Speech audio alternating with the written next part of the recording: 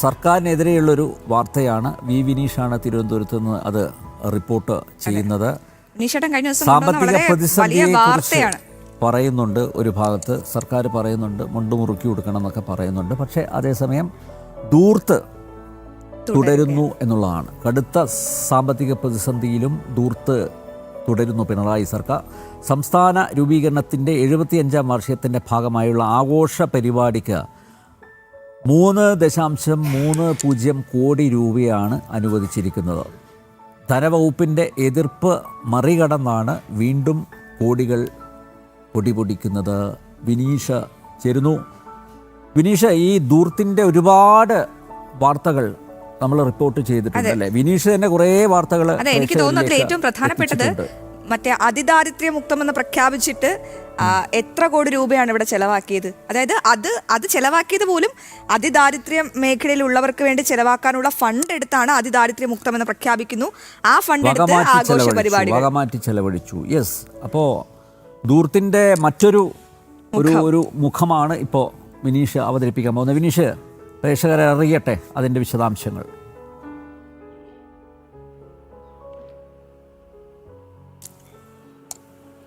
തീർച്ചയായിട്ടും നമ്പ്യാർ, സംസ്ഥാനം കടുത്ത സാമ്പത്തിക പ്രതിസന്ധിയിൽ അങ്ങനെ നട്ടം തിരിഞ്ഞു നിൽക്കുന്ന സാഹചര്യമാണ് സംസ്ഥാനത്ത് ഇപ്പോൾ നിലനിൽക്കുന്നത്. കാരണം നമുക്കറിയാം, നേരത്തെ പല പദ്ധതി നിർവഹണത്തിനും സംസ്ഥാന സർക്കാരിൻ്റെ കയ്യിൽ ചിലവഴിക്കാൻ തുകയില്ലാത്ത സാഹചര്യം, ബഡ്ജറ്റ് അവതരിപ്പിക്കുമ്പോഴും വലിയ തോതിലുള്ള കമ്മി നിലനിൽക്കുന്ന സാഹചര്യം. ഒപ്പം തന്നെ എടുത്തു പറയേണ്ടത്, കോടികൾ പ്രതിദിനം കടമെടുക്കേണ്ട സാഹചര്യത്തിലേക്ക് സംസ്ഥാനം കടക്കുകയാണ്. അങ്ങനെ കോടികൾ കടമെടുക്കാനുള്ള ഒരു നിർബന്ധമായ ഒരു തരത്തിലേക്ക് സംസ്ഥാനം മുന്നോട്ട് പോകുമ്പോൾ അതിനെ തന്നെ നിയന്ത്രിക്കുകയാണ് കേന്ദ്രം ചെയ്യുന്നത്. അപ്പോഴും സംസ്ഥാന സർക്കാർ ഇപ്പോൾ പറയുന്നത് സാമ്പത്തിക ഞെരുക്കത്തിന് ഏറ്റവും പ്രധാനപ്പെട്ട കാര്യം കേന്ദ്ര സർക്കാരിൻ്റെ നയങ്ങൾ എന്ന ആക്ഷേപം ഉന്നയിക്കുകയാണ്. പക്ഷേ നിലവിലെ സാഹചര്യത്തിൽ സംസ്ഥാന സർക്കാർ ധൂർത്തായി തന്നെ പല തരത്തിൽ പല ഇടപാടുകൾ നടത്തുന്നു എന്നതാണ് നമുക്ക് ഏറ്റവും പ്രധാനമായി എടുത്തു പറയാൻ സാധിക്കുന്നത്. ഇപ്പോൾ ഏറ്റവും അവസാനം സംസ്ഥാന സർക്കാർ കൊട്ടിഘോഷിക്കുന്നതാണ് ഈ സംസ്ഥാന രൂപീകരണത്തിൻ്റെ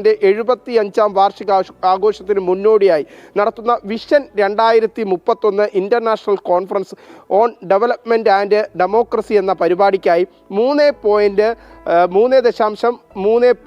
കോടി രൂപയാണ്. അതായത് 3,30,00,000 രൂപയാണ് സംസ്ഥാന സർക്കാർ അതിനായി ചെറിയൊരു പ്രോഗ്രാമിനായി മാത്രം ചെലവഴിക്കാൻ പോകുന്നത്. ഇത് അനുവദിച്ചുകൊണ്ട് സംസ്ഥാന സർക്കാർ തന്നെ ഉത്തരവിറക്കിയിരിക്കുന്നു എന്നതാണ് ഏറ്റവും പ്രധാനപ്പെട്ട കാര്യം. അതിൽ ഒരു പ്രശ്നം നിലനിൽക്കുന്നത് ധനവകുപ്പ് ഇതിനെ എതിർത്തുകൊണ്ട് തന്നെ നിലപാട് സ്വീകരിച്ചിരുന്നു. ഇത്തരത്തിൽ ഈ ഒരു സാഹചര്യത്തിൽ, വലിയ സാമ്പത്തിക പ്രതിസന്ധി നിലനിൽക്കുന്ന സാഹചര്യത്തിൽ ഈ 3.30 കോടി രൂപയുടെ ഒരു വക ഇപ്പോഴത്തെ സാഹചര്യത്തിൽ ഈ ഒരു ചെറിയൊരു പരിപാടിക്ക് അനുവദിക്കാൻ സാധിക്കില്ല എന്ന നിലപാട് ധനവകുപ്പ് തന്നെ അറിയിച്ചിരുന്നു. പക്ഷേ ഇതെല്ലാം മറികടന്നുകൊണ്ടാണ് സർക്കാർ ഇത്തരത്തിൽ ഉത്തരവ് പുറപ്പെടുവിച്ചിരിക്കുന്നത്. ജനുവരി 30-നാണ് മുഖ്യമന്ത്രിയുടെ കീഴിലുള്ള പ്ലാനിംഗ് ആൻഡ് എക്കണോമിക്സ് അഫയേഴ്സ് വകുപ്പ് പുറത്തിറക്കിയ ഉത്തരവിൽ ഈ തുക അനുവദിച്ചിരിക്കുന്നത്. നമുക്കറിയാം എന്തുകൊണ്ടാണ് ധനവകുപ്പ് ഇത്തരത്തിലുള്ള ഒരു എതിർപ്പ് രേഖപ്പെടുത്തുമ്പോഴും അത് അനുവദിക്കാൻ മുഖ്യമന്ത്രി തന്നെ നിർദ്ദേശം നൽകിയിരിക്കുന്നത് എന്ന് നമുക്ക് പരിശോധിക്കുമ്പോൾ മനസ്സിലാക്കാൻ സാധിക്കുന്നത്. മുഖ്യമന്ത്രിയുടെ വകുപ്പിന് കീഴിലുള്ള എക്കണോമിക്സ് അഫയേഴ്സ് വകുപ്പ് അല്ലെങ്കിൽ പ്ലാനിംഗ് ആൻഡ് എക്കണോമിക്സ് അഫയേഴ്സ് വകുപ്പാണ് അതിൽ സംഘാടകരായി ഉള്ളത്. അതുകൊണ്ട് തന്നെ മുഖ്യമന്ത്രി തന്റെ വകുപ്പിൽ അത് നേരിട്ട് അനുവദിക്കാനുള്ള ഒരു നിർദ്ദേശം ധനവകുപ്പിന് നൽകുന്ന സാഹചര്യമാണ് നിലനിൽക്കുന്നത്. ഒപ്പം തന്നെ എടുത്ത് പറയേണ്ട മറ്റൊരു കാര്യം, ഫെബ്രുവരി 15 മുതൽ 17 വരെ തിരുവനന്തപുരത്താണ് പരിപാടി നടക്കുന്നത്. 2 ദിവസമാണ് പരിപാടി. ഈ 2 ദിവസത്തെ പരിപാടിക്ക് ഇത്രയും കോടി രൂപ ചിലവഴിക്കുന്നത് എന്തിനെന്ന ചോദ്യവും ധനവകുപ്പ് ഈ ഒരു ഫണ്ട് അനുവദിക്കുന്നതുമായി ബന്ധപ്പെട്ടുള്ള ഒരു കുറി രേഖപ്പെടുത്തിയിട്ടുണ്ട്. വിദേശത്ത് നിന്നുള്ള അതിഥികളെ എത്തിക്കുന്നതിന് മാത്രം വിമാന ചിലവായി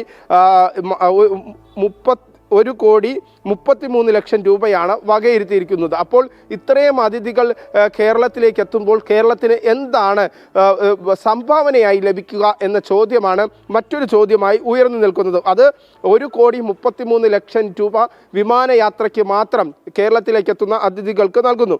മറ്റ് ചടങ്ങിനും ഉദ്ഘാടന ചടങ്ങിനും സ്റ്റേജിനുമായി 70 ലക്ഷം രൂപ, ഭക്ഷണത്തിനായി 45 ലക്ഷം രൂപയും താമസ സൗകര്യത്തിനായി 13.52 ലക്ഷം രൂപയാണ് പ്രത്യേകം അനുവദിച്ചിരിക്കുന്നത്. എന്തായാലും കിറ്റുകൾക്കായി 8.35 ലക്ഷം രൂപയും സമാപന സമ്മേളനത്തിൻ്റെ തുകയായി 30 ലക്ഷം രൂപയും നീക്കിവച്ചിട്ടുണ്ട്. സംസ്ഥാന പ്ലാനിംഗ് ബോർഡിൻ്റെ നേതൃത്വത്തിൽ നടക്കുന്ന അന്താരാഷ്ട്ര സെമിനാർ ഡൊമൈൻ വിദഗ്ധർ, അക്കാദമിക് വിദഗ്ധർ, ആക്ടിവിസ്റ്റുകൾ എന്നിവർ പങ്കെടുക്കുമെന്നാണ് ഉത്തരവിൽ പറയുന്നത്. IPRD, സീഡിറ്റ് എന്നീ സ്ഥാപനങ്ങൾക്കാണ് പരിപാടികളുടെ ചുമതല നൽകിയിരിക്കുന്നത്. ഇപ്പോഴത്തെ സാഹചര്യത്തിൽ എന്തിനാണ് ഇത്രയും കോടി രൂപ മുതൽ മുടക്കിക്കൊണ്ട് അതിഥികളായി നമ്മുടെ രാജ്യത്തിന് പുറത്തു നിന്നുള്ളവരെ എത്തിക്കുന്നത്? അതുകൊണ്ട് സംസ്ഥാനത്തിന് എന്താണ് നേട്ടം എന്ന ചോദ്യമാണ് പൊതുസമൂഹത്തിൽ നിന്ന് ഉയരുന്നത്. 3.30 കോടി രൂപ, അതായത് 3.30 കോടി രൂപയാണ് ഈ 2 ദിവസത്തെ പരിപാടിക്കായി സംസ്ഥാന സർക്കാർ ചിലവഴിക്കുന്നത്. അത് കേരളത്തിൻ്റെ തനിമ വിളിച്ചോതുന്ന തരത്തിലുള്ള ഒരു പരിപാടിയല്ല. 75ാം വാർഷികം ആഘോഷിക്കുമ്പോൾ ഇതിൽ പരിശോധിക്കേണ്ടത് സംസ്ഥാന സർക്കാർ എന്തിനാണ് ഇത്ര കോടി രൂപ മുതൽ മുടക്കിക്കൊണ്ട് വിദേശത്ത് നിന്ന് ഇത്തരത്തിൽ അതിഥികളെ എത്തിക്കുന്നത്, അതിലുള്ള സംസ്ഥാന സർക്കാരിനുള്ള ഗുണം എന്താണ് എന്ന ചോദ്യമൊക്കെ തന്നെയാണ് ഇപ്പോൾ ഉയരുന്നത്. എന്തായിരുന്നാലും ഏറ്റവും പ്രധാനപ്പെട്ട കാര്യം, ധനവകുപ്പിൻ്റെ എതിർപ്പ് മറികടന്നുകൊണ്ട് മുഖ്യമന്ത്രിയുടെ ഓഫീസ് നേരിട്ട് ഇടപെട്ടുകൊണ്ടാണ് മുഖ്യമന്ത്രിയുടെ വകുപ്പിലെ തന്നെ ഈ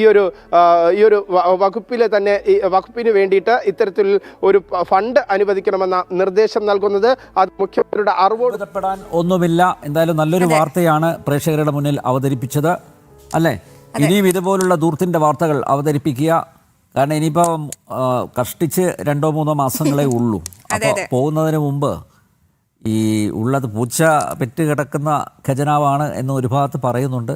പക്ഷേ എങ്കിലും എല്ലാ പരിപാടികൾക്കും പണം അനുവദിക്കുന്നത്, ഈ പണമൊക്കെ എവിടുന്നാണ് വരുന്നത്, എന്താണ് ഇതിൻ്റെ സ്രോതസ്സ് എന്നൊക്കെ സർക്കാർ തന്നെയാണ് വിശദീകരിക്കേണ്ടത്. അപ്പോൾ ഈ ദൂർത്തിൻ്റെ വാർത്തകൾ ഇനിയും പ്രേക്ഷകരെ അറിയിക്കുക. മറ്റൊരു തെരഞ്ഞെടുപ്പ് സമാഗതമാവുന്നു. അതുകൊണ്ട് ആ ഒരു പശ്ചാത്തലത്തിൽ ജനങ്ങൾക്ക് ഇനിയെങ്കിലും തിരുവനന്തപുരം ബ്യൂറോ ചിന്തിക്കാനുള്ള ഗ്രേറ്റ് ജോബാണ് ചെയ്തിരിക്കുന്നത്. അവസരം ഇതുവഴി കിട്ടട്ടെ. യെസ്.